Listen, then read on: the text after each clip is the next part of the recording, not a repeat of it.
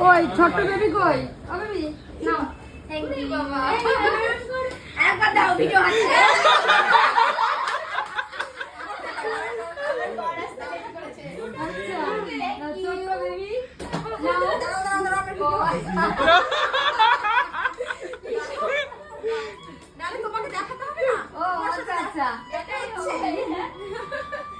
কি করো?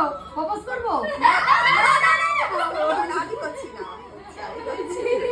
দেখো কাকিমার সাথে দেখা দাও হাতটা দাও তুই। আচ্ছা আচ্ছা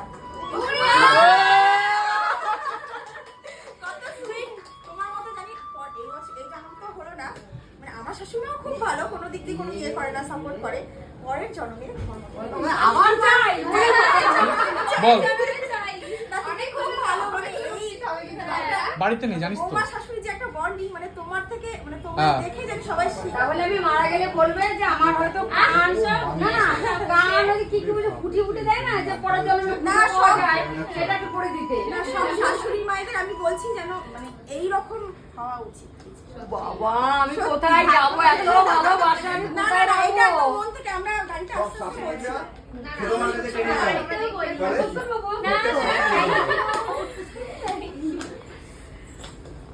খুব ভালো থেকো সবাই তুমিও ভালো থাকো তুমি সুস্থ থেকো, ভালো থেকো।